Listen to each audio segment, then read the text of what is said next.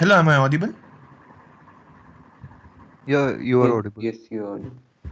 Yeah, and the screen is visible, right? Yes, yes, it's visible. Okay, okay, let's start then.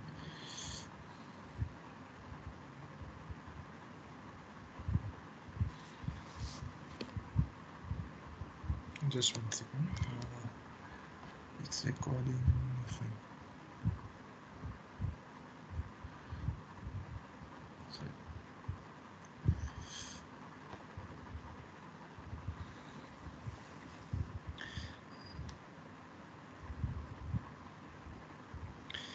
Yeah, so like today this talk will be about, like, you can say, formal introduction to probability. Like almost all of you know probability in some informal sense. Like obviously for even for JE also you had to study the topic of probability. But like, okay, so those informal definition and all works well for real world applications and all. But it's all also important to look at the formal side of why, and I'll show one example of why we must actually look at the formal side also. So let's begin. So it will be like a bit formal. So like you can say less examples and more little bit definition oriented, but I'll try to make it interesting. Okay, just 1 second. Yeah, okay. Just like you guys can see this red line, right? The which I drew. Can someone confirm? Yeah, yeah, it's Yeah, visible. Yeah, okay.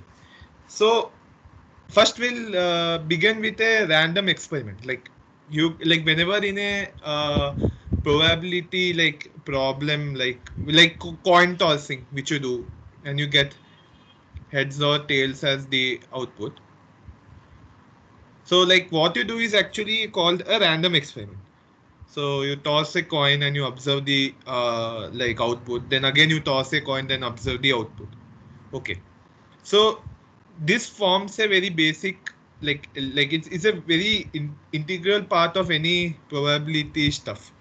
So that's why we must actually formally define what random experiment is.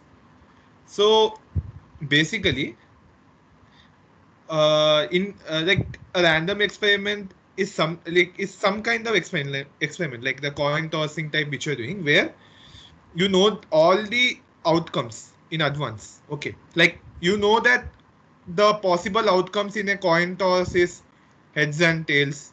And say if you're doing you're rolling a dice. Okay, so you know the output will be 1 to 6. Okay, okay, so anything between 1 to 6, so you know the outcome. Okay, like by out like the possible outcomes.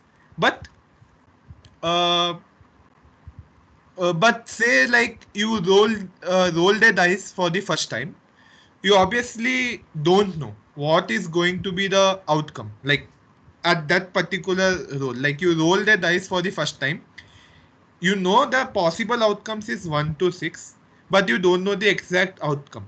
So you will only come to know about the outcome once you perform that experiment.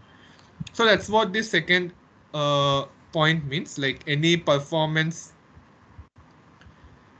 in an outcome is not known in advance. Okay, and obviously you like the sort of like there are some conditions like under which you perform the experiment.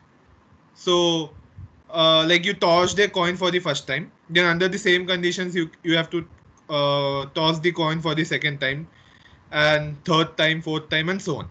So that is what we mean by identical condition. Like okay, so this part is quite like like how should I tell? Like it's a very idealistic kind of thing which they're asking. Like when, like, say in real life, whenever you say actually toss a coin, the first time and the second time, the conditions you can say is not identical exactly.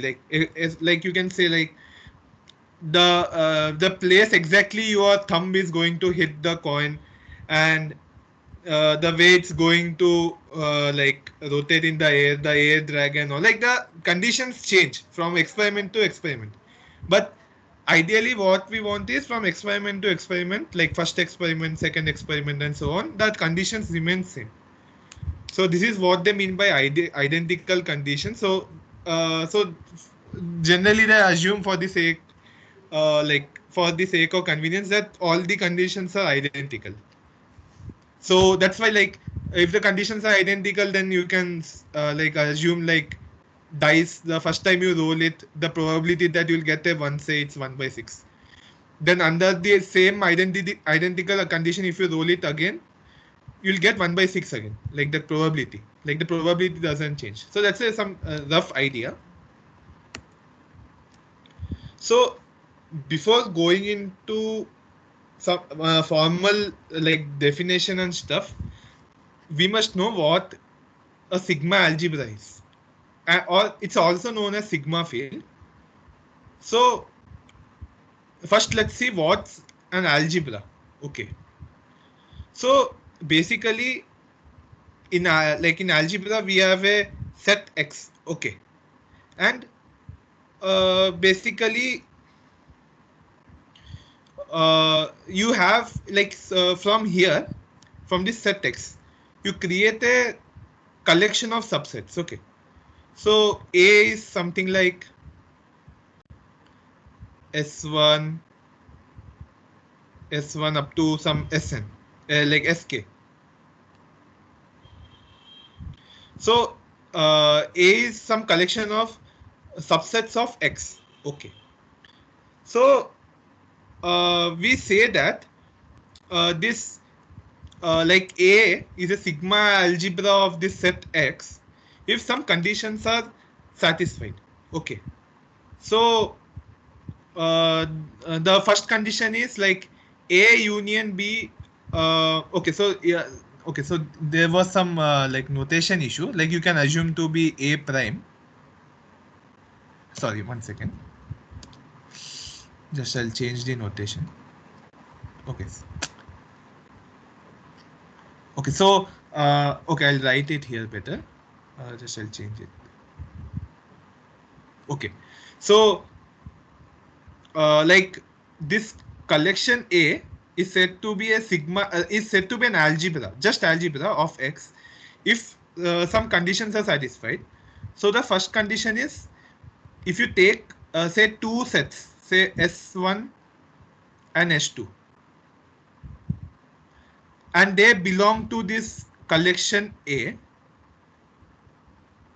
then their union must also belong to the collection, which is S1 union S2. This also must belong to the collection. Okay, and if S1 belong, and the second condition is if S1 belongs to A, then S1 complement also belongs to A.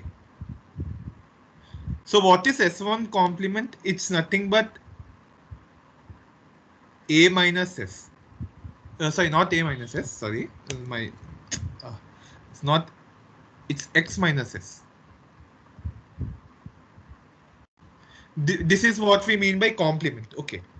So basically, these two conditions must be satisfied, and if some collection of subsets satisfy this condition, we say that it is an algebra of X. Okay. So I hope it is clear. If it's not clear, please ask if anything is not clear. It should be straightforward from the definition. Okay, just clear it. Okay. So algebra is fine. So like what, like a simple example of algebra, like we must also deal with examples so that it becomes clear.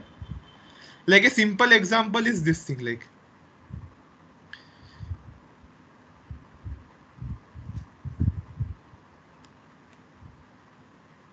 your A is an empty set and the set X. Okay, so even this is an algebra like of X, because you can see union is part of this A only, and complements are also part of A. So this is an algebra. So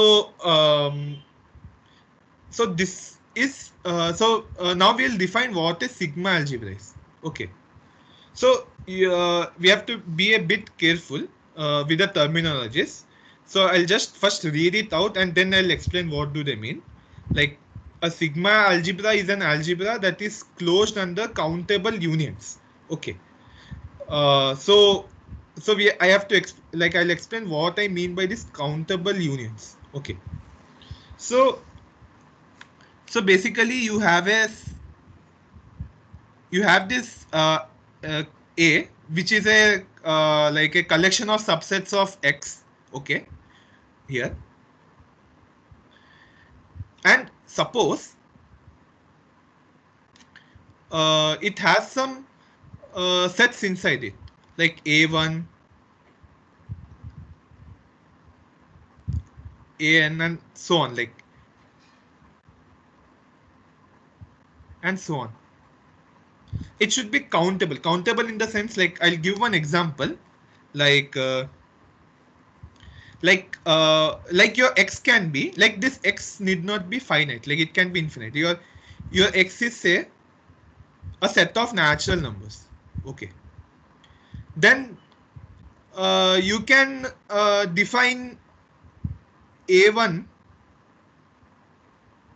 to be like ai, you can say precisely ai to be a singleton set containing I. Okay, so this you can, like, just for the sake of explaining, I'm using this. So ai, so basically a1 will be 1, a2 will be 2, and so on. So what is countable union?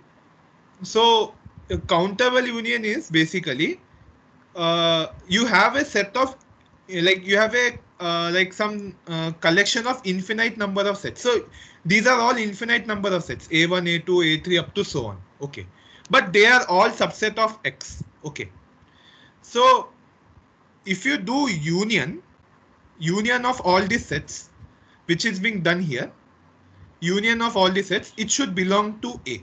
Okay, so this is what is meant by countable, like closed under countable unions. Okay, so you have some sets an which are subset of A, so which are like okay, so you have some sets an which are subset of X and they are part of A, and if you do countable so if you do countable union, they are part of A.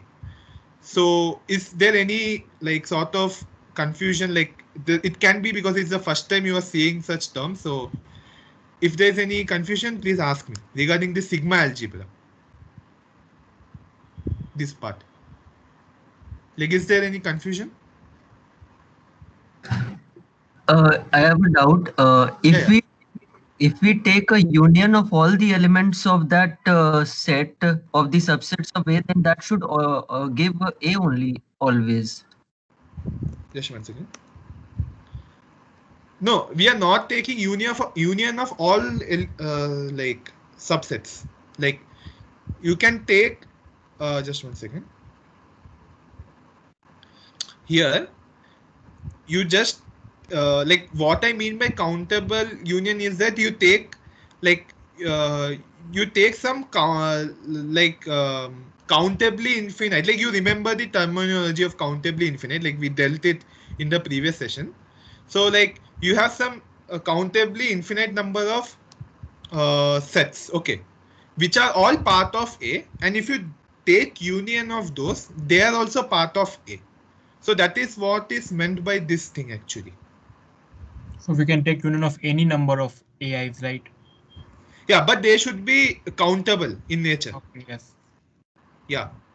So basic by countable I mean like each set you can index it like this, like you can Yeah. index So the set. for example, if every real number is there in the set, then the set of all real numbers need not be there. Okay. Yeah, yeah. Because they are not countable number of sets. Yeah. Okay, okay. Yeah. Okay, can you repeat that last point again? I didn't get that. Okay, so basically, suppose this you have some sets. Okay, you have some sets, and they say each set contains one real number. Okay, some real number, and you take the union of those sets. Okay, so union of all such sets is nothing but uh, the set of real numbers, but uh, those sets are uncountable. Actually, they're not countable. Like, so that's why it is not part of the actual collection. It need not be part of the actual collection. That's what Madhu was telling. So basically, that union does not, like that particular union does not come under that Yeah, yeah, sigma yeah, yeah. algebra definition, but natural numbers can come. Yeah, basically the sets which you are enumerating, so like it should be like they, like you can index it in this fashion, like a1 a2 up to so on, like however you wish, but you must be able to establish index, like, okay, so this is my I set, think I'll call they it don't a. know. Some of them might not know the notion of countability. No, they all came to that. Most of them are known faces only, like the list I saw. Okay.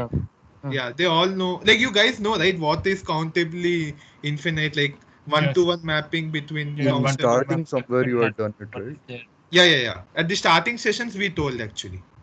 So it's okay. So I'll make it a bit simple because this slide is very important. Okay. So basically, so suppose you have some like you have like, okay. So finite is fine actually. Like like you have some finite collections of like you have some finite number of sets, say okay, 1 second. If you have some finite number of sets, say s1 s2 up to some sn, union of those will be part of your A, but that is taken care by this algebra definition only, because A union B is, it belongs to the, like this A is something else, like you can assume A dash B dash, so A dash B dash union belongs to A, so you can just repeat the same thing for some finite number of times and you can get algebra. Okay, so that is for finite number of sets. Okay, but suppose you had infinite number of sets in A, so the collection of subsets A can also have infinite number of sets in it, because if X is, say, if X is a real number, say set of natural numbers, then you can form like infinite number of sets. Okay, so but there are two types of infinity, like countably infinite or uncountably infinite. So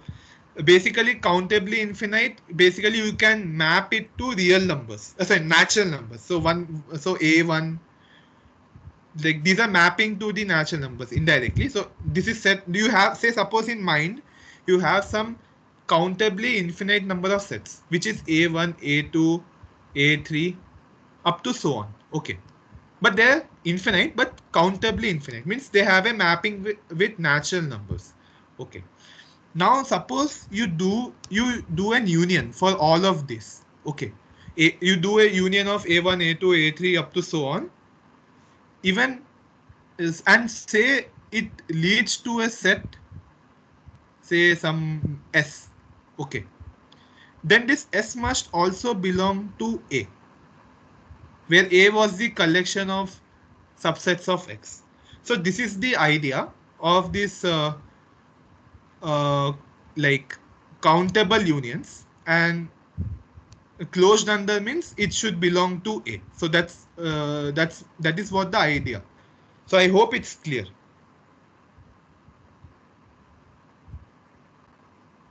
Yeah, it's clear. Yeah. If someone has any doubt, they can still ask regarding this thing.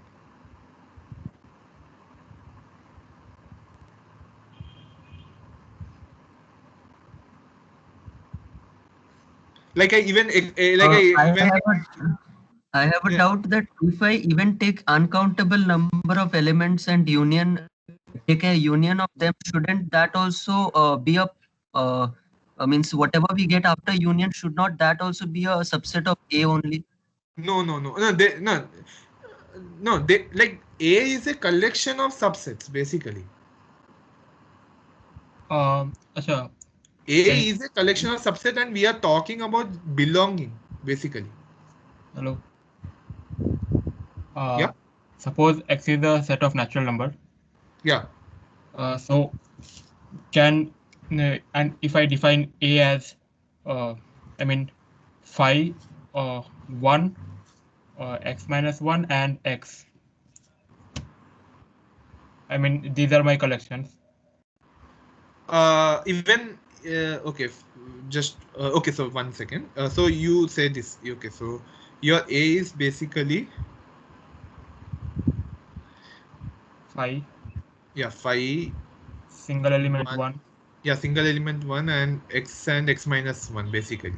No, the one has to be set having one. One I one know inside. it's a set. Just I like then get that's Okay. why I think yeah.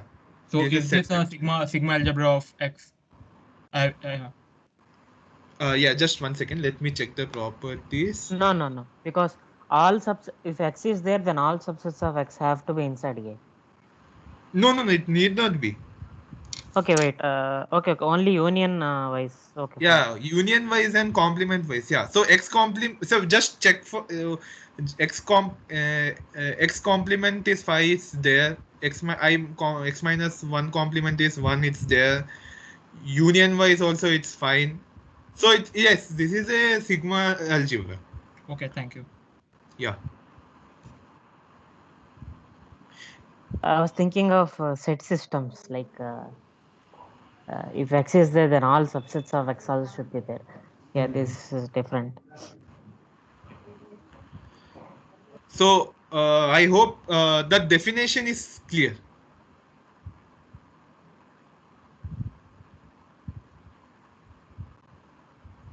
So okay, then I'll proceed. It's yeah, I'll proceed then. Okay, so as like someone already told, phi x is a sigma algebra. Like he gave an extension. Even power set of x, like you can like let A be all subsets, like it let A be the collection of all subsets of x, which is nothing but power set. Even this is a sigma algebra because like those because all the properties which are there will get satisfied. Like it's very easy to check. Yes. Okay. Yeah. So a nice. So okay. So you might observe that. Okay. So like the examples which we saw is also an like basically these examples are also an algebra also like basically it's like because sigma algebra is a special kind of algebra, but can some like not now, but you can try to come up with an example, like come up with a collection A, such that it is an algebra, but it is not a sigma algebra.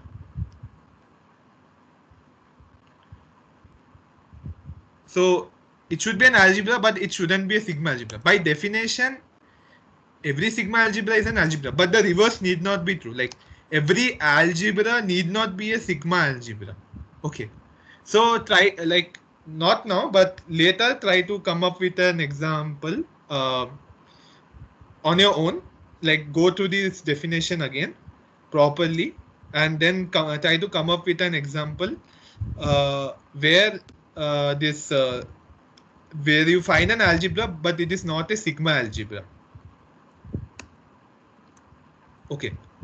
So generally, like this samples. Okay. So now we'll deal with sample space. Okay. So this sample space notations actually, like the definition and stuff, it changes from book to book. Like in a way, like some say it's some informally some books treat this thing, but I took a book which is quite formal. So like informally sample space, you might know it to be a collection of all the outcomes. Like if you're tossing a dice, then they say that sample space is 1, 2 up to 6. Okay. So, but like we'll see a different kind of definition of sample space. Okay. So this sample space is like you can say it's a pair which is omega and s, where omega is your as usual set of all possible outcomes, and S is a sigma field on omega. Like sigma field is nothing but sigma algebra only. Like it's sigma algebra. Okay. So basically a sample space is sigma. It's like this omega and S. So it's a pair actually. Okay. So this is what the formal definition is. Okay. So we'll look at some like standard definition, some of which you might know and some of which you might be seeing for the first time, like notation wise I mean. So all the elements of omega is known as sample points.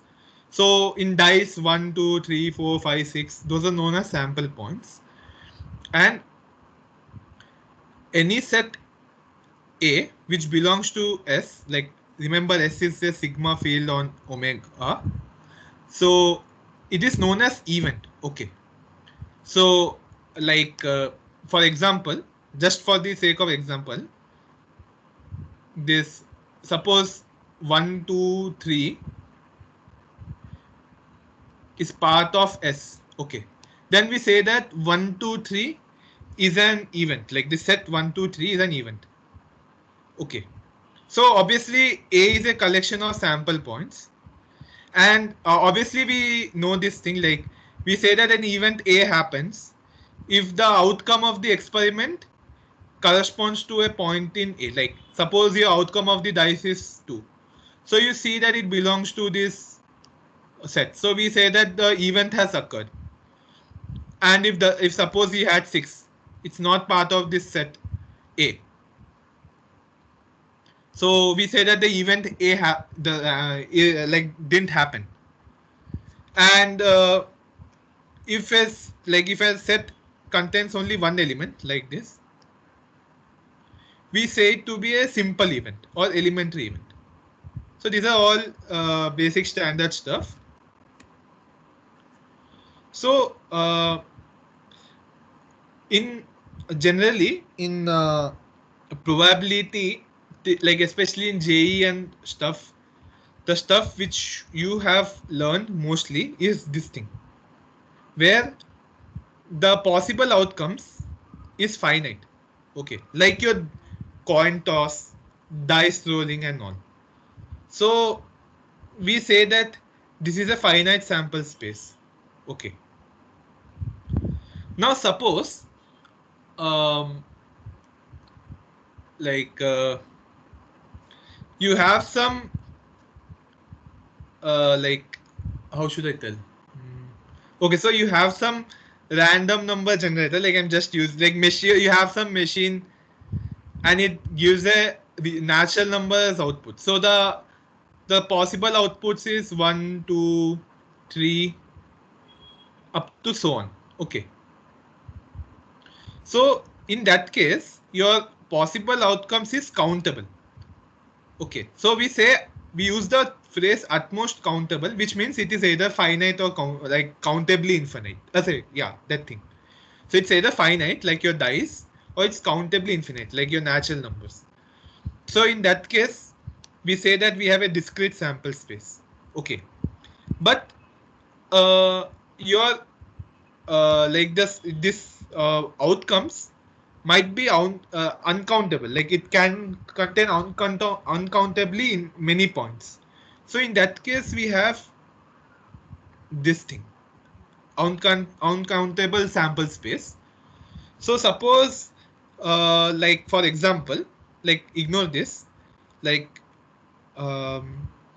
if like you're given a real line, okay, and each point belongs to sigma. So we say that our, say this omega, so this omega is R. So like you can say like I blindly like draw a dot here. So so what is the outcome of that dot? So so it says suppose we came at 0.1. So this is also an outcome. So like I randomly drew a dot or point. So what is the, where is the point located? That is my outcome. So this is one example where your possible outcomes has uncountably many points. So we say that it is an uncountable sample space. Okay. Okay, so when we are dealing with finite number of uh, like points, or like just for now assume that I'm dealing with finite number of points. Say the dice 1, 2, like where the outcomes is 1, 2, 3, 4, 5, and 6. So your sigma is this thing basically. Okay. So so in this type of scenarios, it always makes sense to take the power set of this actually, like S as the power set of this.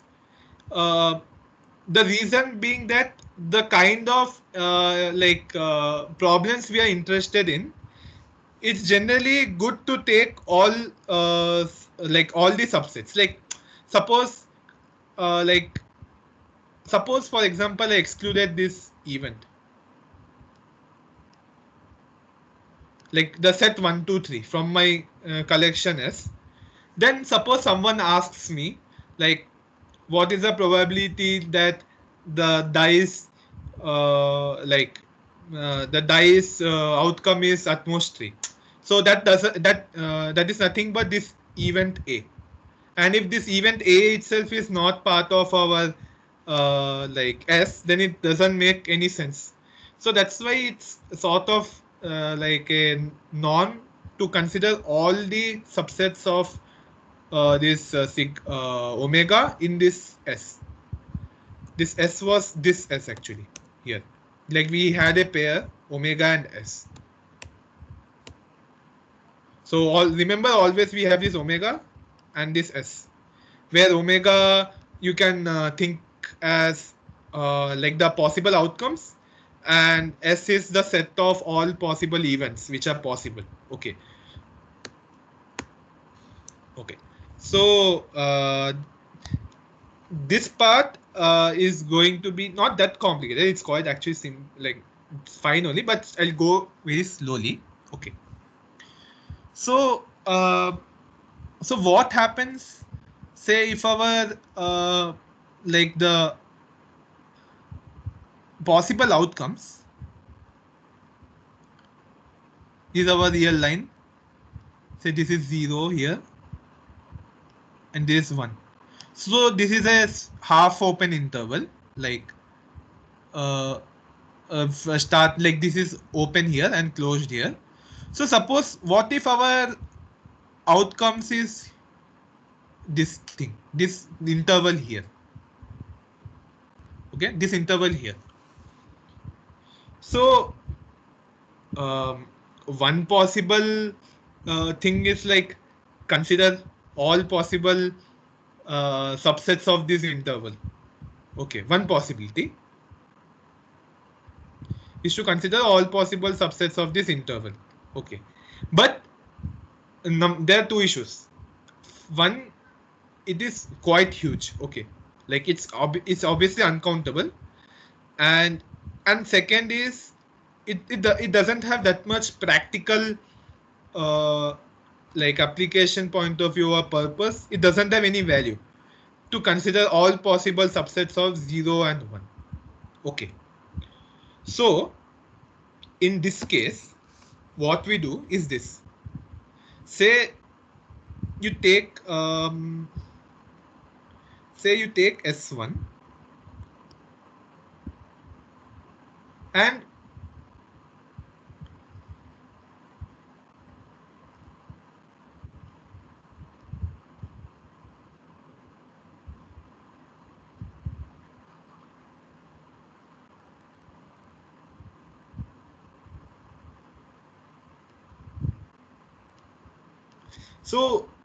so take S1 and consider all the open intervals in this interval. Okay, so you have all the open intervals. Okay, so now, so this is your S1. Okay, now what you can do, uh, like we had two properties of sigma algebra. Okay, so can someone tell what were the two properties of sigma algebra? Like in brief, you can tell.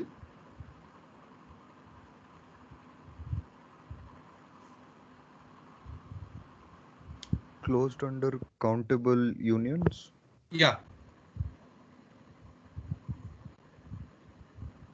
And it's closed under complement also. Like if you take the complement of the set, it's part of the set. That's algebra thing, right? Like, okay, same thing. Yeah. Yeah, the sigma algebra is an algebra. Sigma algebra is a special type of algebra. So all the properties of algebra will also come in under sigma algebra. Yeah, I thought you were asking specifically. Yeah, cool. That. Yeah. So Acha, so basically, yeah. can you once just go to that slide of where the sample space was formally defined? I mean, Yeah. thank you. Okay, thank you. I got it. I mean, I just had found out. Okay. Okay, fine. So so this sigma algebra, like, okay, so now like you can assume that we have the set S1 and our purpose is to make it a sigma algebra, okay, of this omega. Okay, so how do we make it? We sort of remove its deficiency. Like what kind of deficiency? As we know, the sigma algebra has two properties. Okay, so it must be closed under complement, and it must be closed under countable unions. Okay, this is, by U I mean unions. So mentally you can assume like you took a set, say 0.1, okay, sorry, yeah, 0.1 to 0.3. Okay, so you have a complement of this set. So you observe that complement is not there, so you add the complement in this set S1. Okay, similarly you have some say like countable number of intervals, and you observe that its union is not there in your S1, so you add it. So you keep doing these kind of operations, like you need not actually do, but assume that you are doing these kind of operations, and finally you end up with a sigma algebra. Like you finally end up with a set, say some special S dash, which satisfies all the property of sigma algebra with respect to this omega. Okay, so that set we denote it by this thing. Okay, b of 0 comma 1. Okay, so we denote it by that thing. So b, by b, it's like, it's a very famous name, it's called Borel. So we can take But S to be this b of this thing actually. If you do this process, you get a set. Okay, and that thing we denote it by this b. So this thing will be obviously a collection of like some intervals. Uh, each, say, we can assume it to be set. So each set is called a Borel set. Okay. So like you can ignore the proper notation and stuff, but whenever we have an open interval, we generally take this to be our S, like this to be our event. Like like how should I? Okay, some space I need. Okay, I'll use. Okay, I'll clear this better. Okay, so like suppose you had this open interval, say 0 and 1 here, and suppose you chose like you chose a point at random. Okay, here. So what can be an example of an event? Like one event can be that like event is like it lies between 0.5 and 0.7. Okay, another event can be that it lies between these two like it lies either in this interval here or it lies in this interval. So whatever kind of events you can capture, those all are generally captured by this special set which I created. Okay, so this special set which I created is called Borel sigma algebra, and each set is called Borel set. So you like we did this on the open interval 0 1. We can do this on the entire number line also, like from minus infinity to plus infinity, or we can do it on any interval, like you can do it from 0 to 2 or from like on any interval. So this is like the rough idea. Like in case you didn't get, you can ask, but I don't think it will be that much of use in the later slides, but just for the sake of completeness I told it. But still, if anyone has any queries, you can ask actually.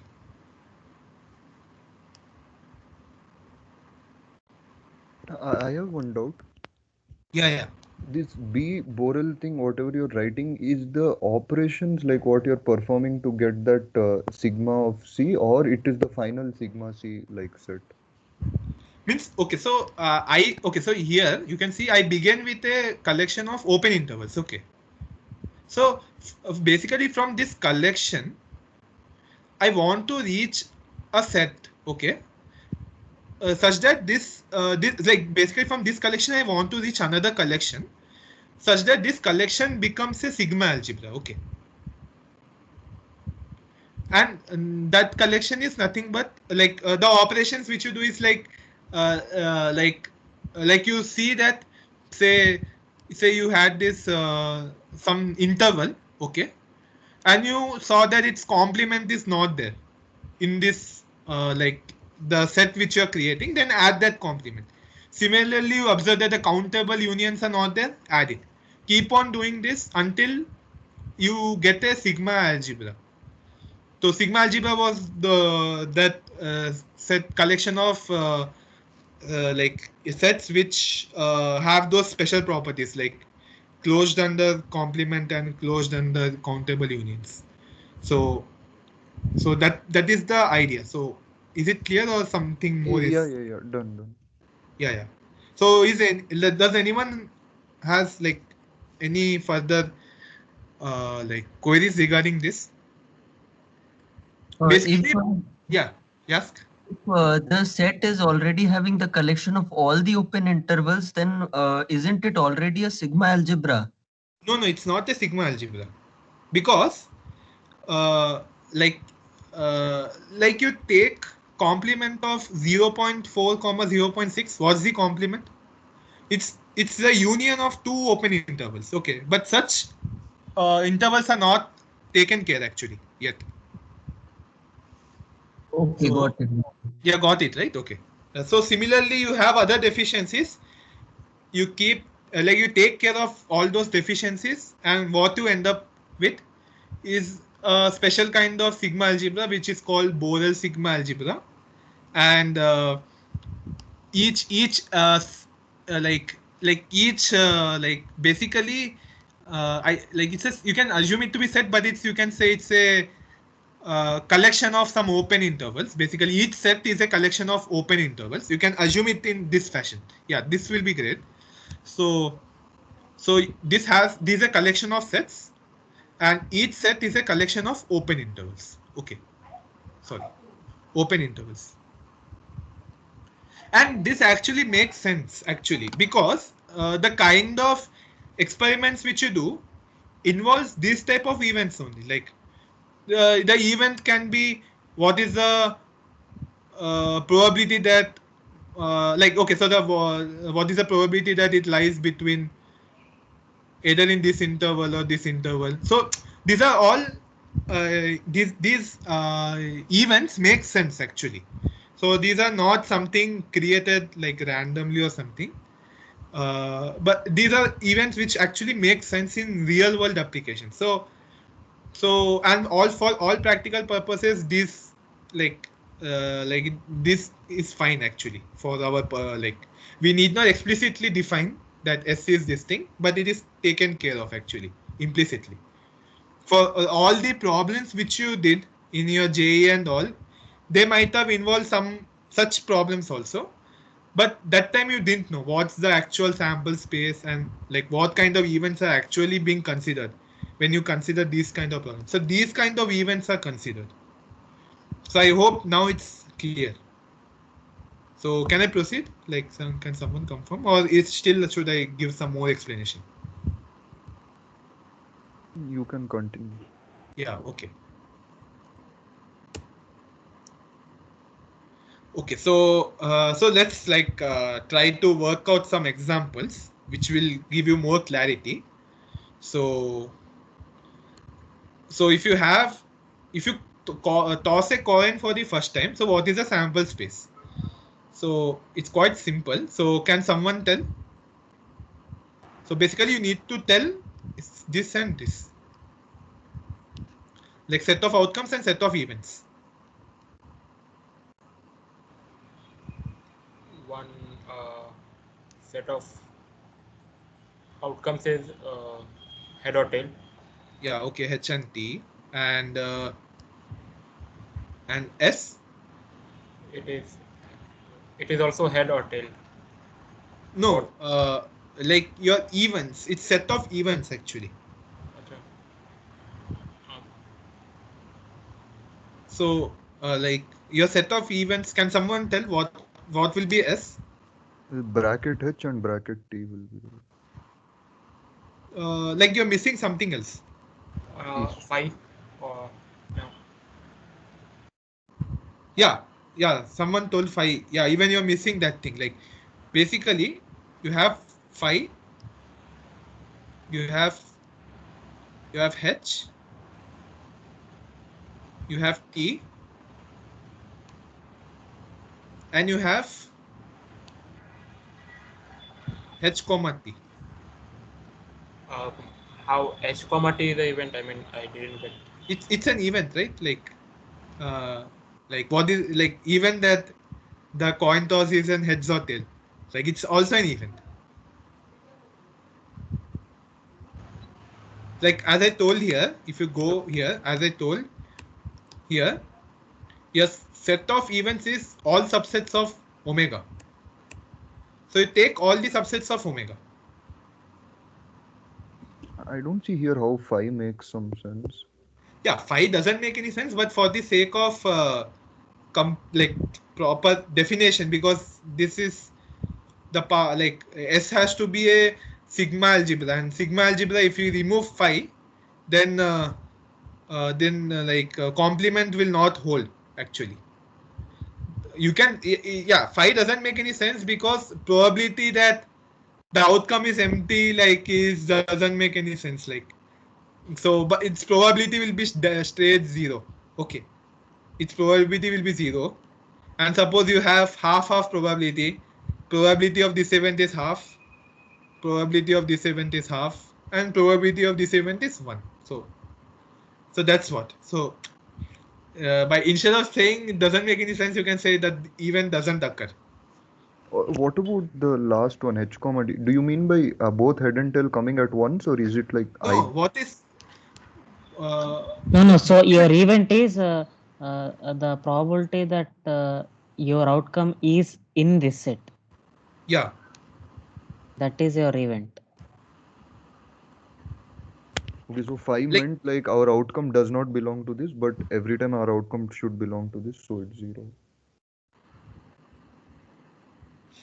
Phi basically by phi like does our like basically H, does it belong to phi? No. t, does it belong to phi? No. So the event is not happening anytime. So its probability will be 0. So like I'll take you back to this here, like A is any event and A is a collection of sample points, and we say that an event A happens if outcome of an experiment is a point in A. Okay. So this is what I mean by an event. I got it. Yeah, I understood. Yeah, cool. Yeah. Yeah. So this okay. So this and this I'll leave it to you. You can try it in your free time actually. These are actually very simple. I will even give the reference from where I took this example so that you can match your answers. Okay. So I'll proceed. Just 1 second, on which slide I am. Okay, fine.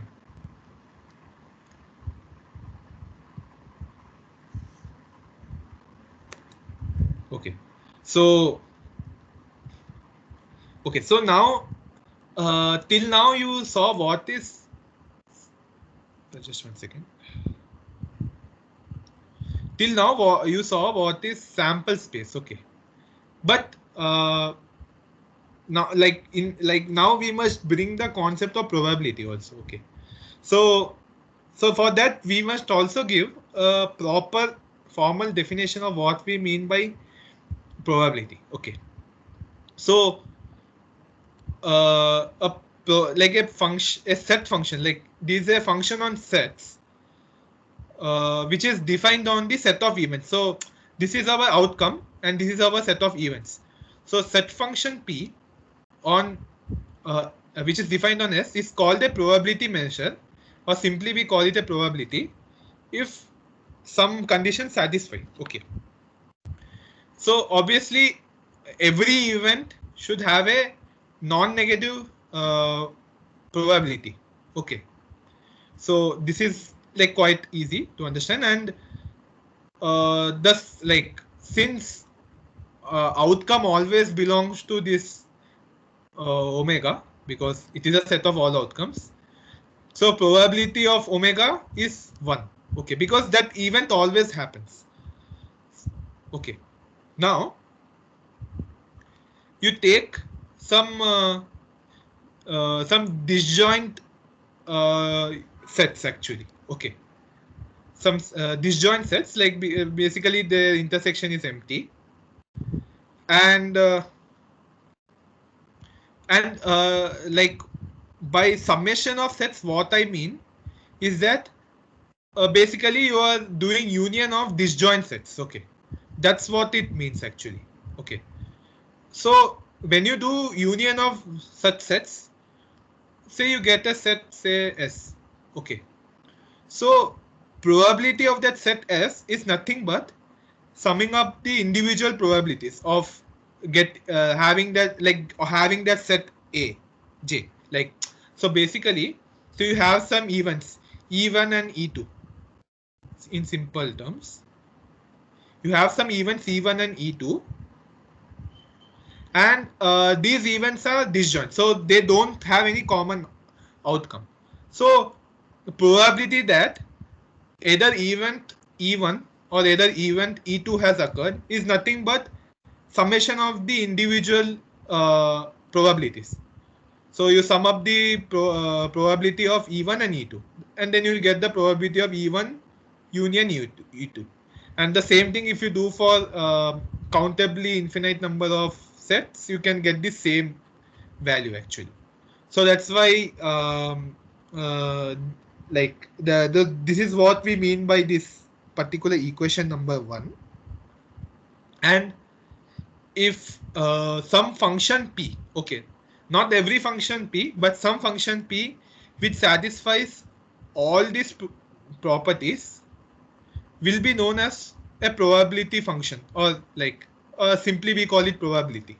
Okay, so in simple English, by p of a we mean probability of event A, and like these two notations are same, like PA and P of A, by both we mean that it means the probability of A.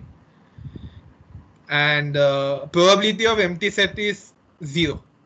Okay, and obviously from this, like, it's easy to show like that it's finitely additive also. Like if this was not infinite but finite, even in that case also, thus, like as I explained here, the property will hold.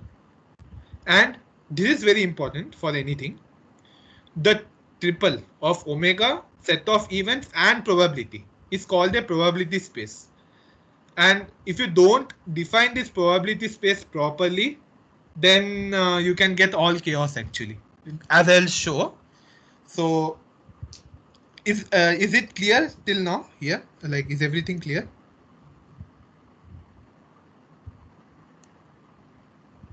Yeah, it's clear. Yeah, fine. Okay. So formal term is like, you can say, probability measure. So suppose you have events, like you have some outcomes, say 1, 2, 3, up to so on. So can someone like try to frame a probability measure, okay, for this, like for discrete, just defining probability on each element is enough, because each singleton element is part of my sample space, so it should be enough. So can someone try to assign some probabilities so that all this thing holds true? It should be quite simple. So can someone try?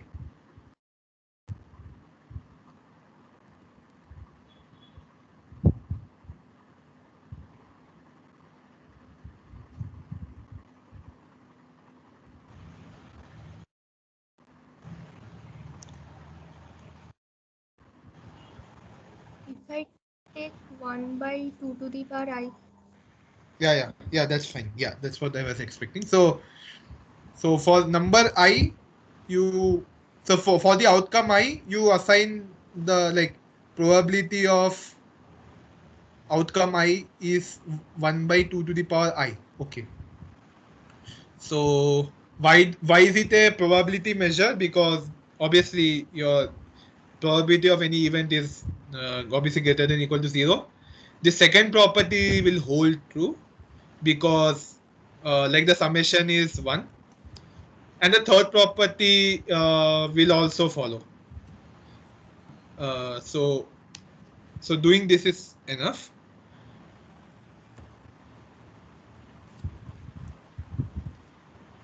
Okay, so sorry, I got confused. So I should, like, okay, so ignore this thing. It contains infinite points. So yeah, I basically told the example to in example 1 itself. So yeah, fine, not an issue. Okay, so this is also quite simple. So suppose you have an interval, say 0 and 1, and say if you have an event, okay, say from A to B, then can someone tell me, like, say this this is an event E, okay. So can someone tell me a formula for P of E? Length of the interval. Yeah, it's length of the interval.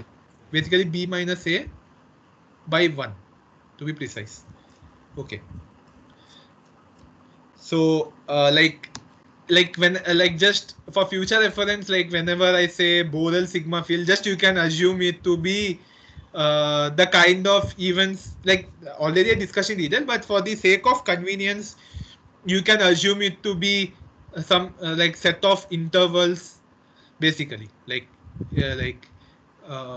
basically these are all collection of some sets, and each set is a collection of intervals. Okay, so you can have 4 intervals, you can have many intervals, you can have a single interval, you can have even a single point also. So this is uh, what, like, you can vaguely assume to be Borel sigma field. Okay. Now we'll come to the famous paradox, which is known as Bertrand's paradox. Okay, and this will show us why it's actually important to define everything. Okay, sorry, formally. Okay, so the problem is you have to draw a chord at random in a unit circle. Okay, and the question is, what is the probability that the chord is longer than the side of an equilateral triangle which is inscribed in the circle? So basically you have a circle and it inscribes an equilateral triangle, and you have to draw a chord at random. Okay, so you have to you have to give the probability that this length is more than the length of the side of the equilateral triangle. Okay, so is the question clear? Yes. Okay, so I'll show you three methods. Okay, and for each three of the methods, the answer will be different. Okay, I'll show it. Okay, so um, okay, so let me show solution number one. Okay, so this I'll like the solutions I'll work out with you guys because I have time still. So what is one way of like say defining a say what I should say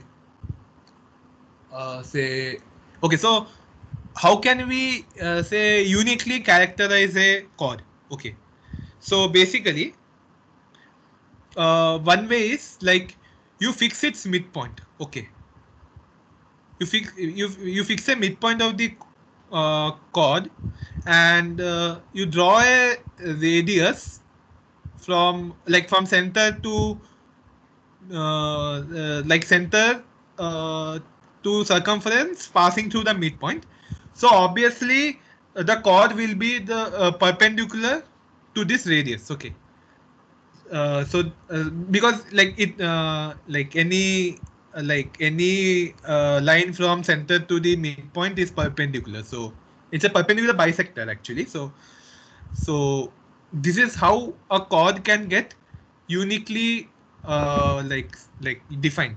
Okay, so basically then what we need to do, so all we need to do is to randomly choose a point in the circle, and then we are done. Like choosing a point randomly in the circle is nothing but drawing a chord, because once you choose a point randomly inside a circle, then you can draw a line, and then you can draw a perpendicular line to this line, so you'll get the chord. Okay, so this is how you get, so so this is how you get your what we say chord. Okay, so just 1 second, I'll clear this.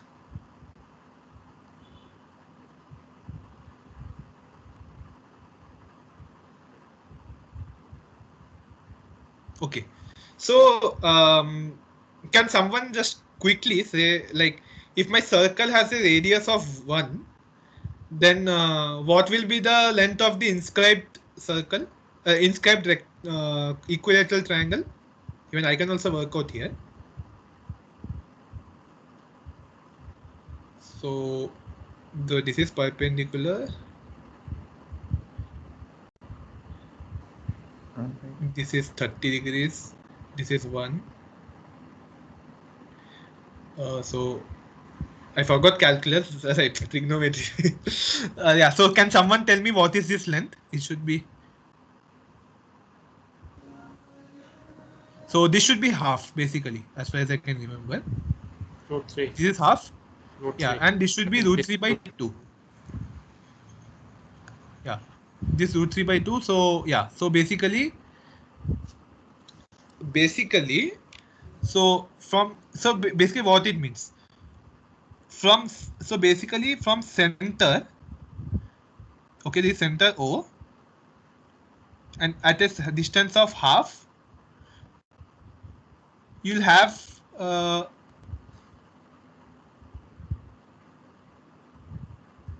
this thing basically touching like this. Okay, so this is the side of the equilateral triangle.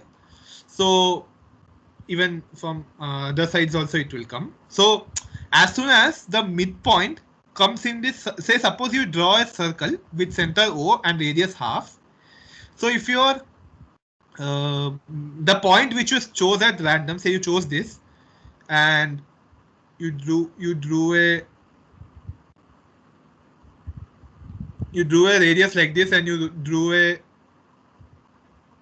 chord like this, then you can easily observe that if your point lies inside the circle, the length will be more than the side of an equilateral triangle, and if your point lies outside the circular region, then it will be less than the equilateral triangle, and if it lies on the circle, it will be equal to the equilateral triangle. So what I wanted was greater than the equilateral triangle. So basically, so can someone tell me now what will, if I choose a point at random on this entire circle, what is the probability that the point will lie inside this smaller circle? So it will be pi r square, like pi, like area of the circle, smaller circle by area of the larger circle. So if you do the calculations, you will get the probability as 1 by 4. Okay. So you got the logic why it should be 1 by 4? Yes. Yeah, okay. So this is 1 by 4. Remember, okay.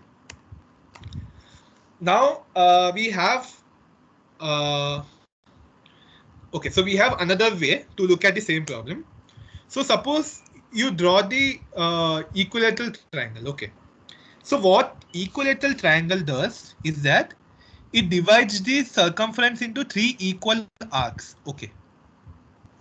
Okay. So okay. So before that, I should have said one thing. So since the circle is symmetric, so you can fix one point on the circumference, and drawing a random chord is nothing but just like randomly choosing another point on the circle, because if you choose another point on the circle, then you can just like draw this line directly. So you'll have chord in this fashion. Okay. So this is another way. I'm randomly choosing a point. So this time I'm randomly choosing a point on the circumference. So randomly choosing a point on the circumference will uniquely define a chord for me. Okay. So just like visually, like mathematically also I can show, but visually if you observe that, if say suppose this is the initial point which you fixed, okay, and from here at 30 degrees angle you drew like 30 degrees and you inscribe the equilateral triangle. Okay, so now you can observe that suppose if you chose a point here uniformly and random, then this chord is less than the length of the triangle. But instead, if you chose a point here, then this chord is more than the length of the triangle, like length of the side of the triangle.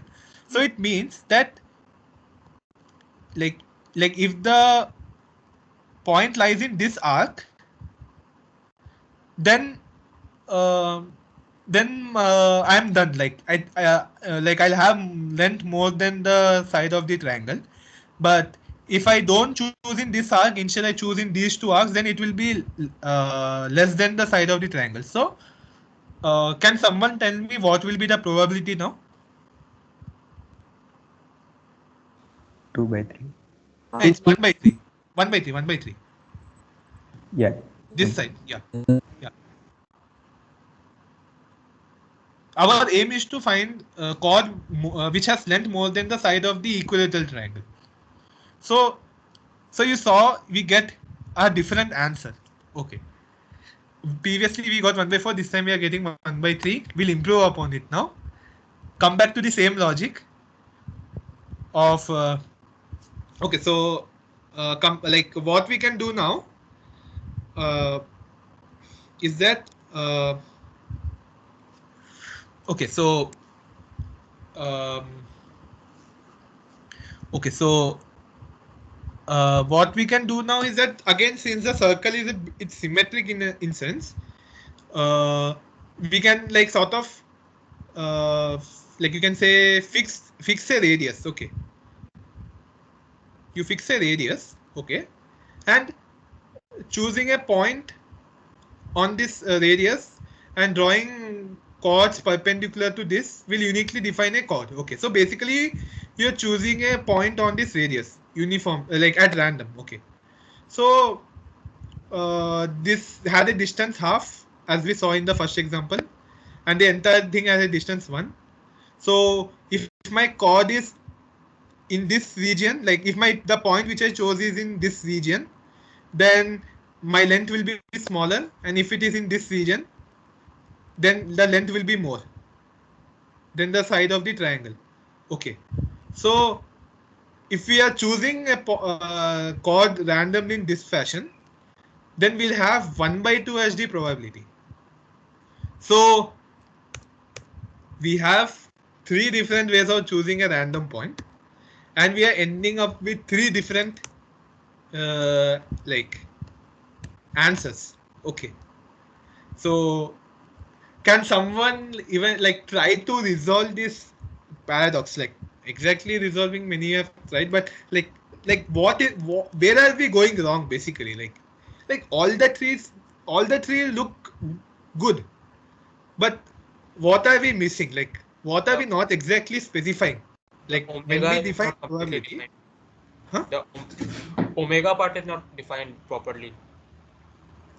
yeah, First, basically what you mean is this omega comma s is not properly well defined actually. So yes. No.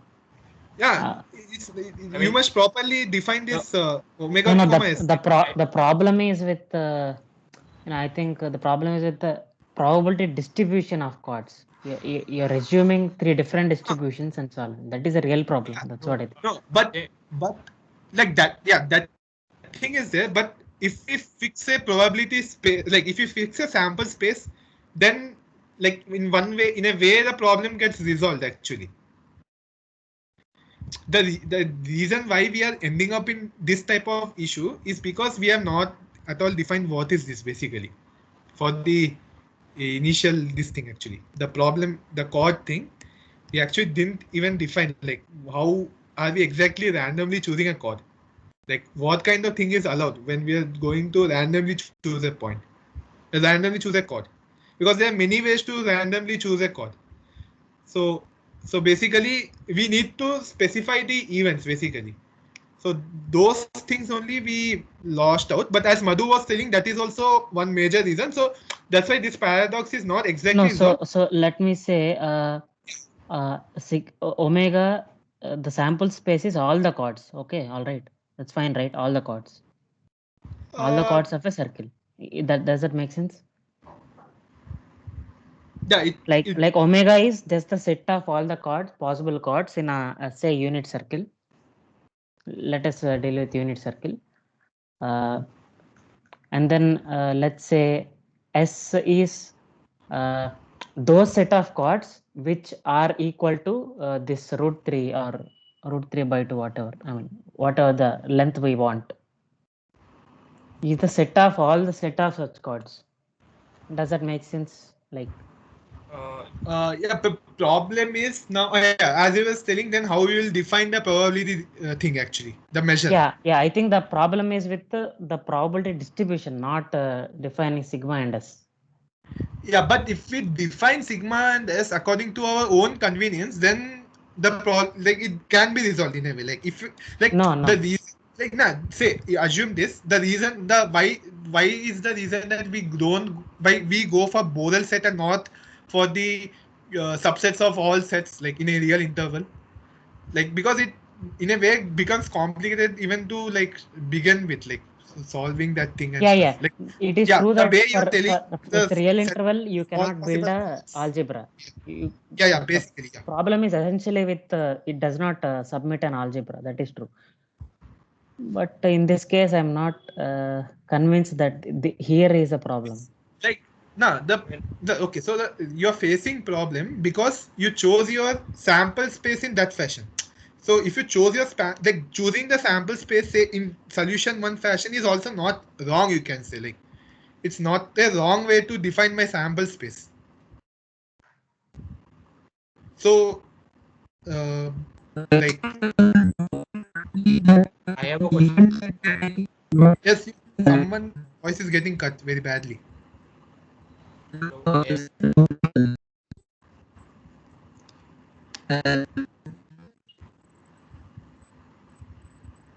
Hello. Swarup, your voice is getting cut. Yeah, Mohit, tell. I have a question. Yeah, Suppose that our omega is set of all the chords. Okay. So I define chord as I mean any two as a pair. I mean as a paired number a comma b, such that a comma b lies on the circle. wait, wait, Okay. wait. The A comma B means basically you're coming to this solution basically like you're choosing 2 points on the circle. Okay. Yes. Yeah, No. that is nothing but the way I, this is second solution is I fine. mean I'm just asking one question. So Yeah, in that a comma b, okay, if I change a or b, then I mean the length of a comma b remains same, but the value of a or b changes. Then are yeah. those two chord different? Like that I, I that mean depends suppose again. That depends again on how you sort of define your probability space in a way I think because okay. I think the problem in all this is with the representation of your chord. How you're yes, yeah, writing, basically right? yeah, that's the main problem actually. Yeah, how you're Yeah. representing your chord. The Because problem chord with has many ways infinities. to represent. You can choose 2 points on the circumference. Yeah, you can choose a Or chord as a, distance from center. You can identify it with yeah, distance from center, or yeah, the also some of the I mean in some of the solution all the chords are not distinct. I mean some conditions due to being symmetric are neglected. yeah. That's how you. Yeah, that's again. Yeah, that's what representation means actually. I mean, we can also think of I mean, infinities. Problem with infinities. no, it's not a problem with infinities. That I'm sure. It's mainly a problem with how you're representing your chord. So for making your life simple, you can like for now like actually this is yet not properly resolved because there are a lot of issues like but if you just like for your convenience if you define this thing in a proper way so that you can apply your probability functions properly then like little bit your life will be a bit peaceful but yeah but this paradox is not properly resolved as far as I can know but this is one way of resolving like I'm not saying this is the only way of resolving or like if you define how your like sample spaces are created then it's one way actually not the only way so yeah okay so okay just one second If I remember, if you assume some translational invariance or something, then one of them is correct. Like some yeah 1 second yeah I had that in the book also like I think 1/3 one was correct I guess 1 second yeah, I also just don't remember, but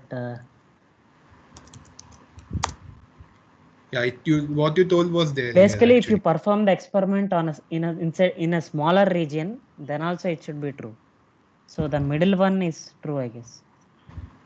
Yeah, maximum ignorance principle. But I feel that like some of the chords like taken in the case one like they weren't there in the case two. Like I mean telling that their spaces are not the same, like there are some different chords. this basically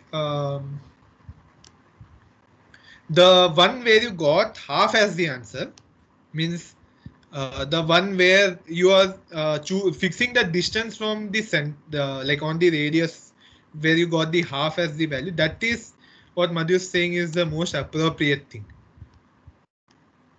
this thing choosing like fixing your distance yeah but like yeah so yeah I think this like has a lot of stuff here. Like you can just have a look at this Wikipedia page. So and like have a so that thing is there. Yeah, so I don't think I'll find time now because it's already 8:30. So okay, so for now I'll sort of okay, so better I'll end it here because like I'll keep on some other day, like maybe again next week I'll keep it. I'll just stop the recording.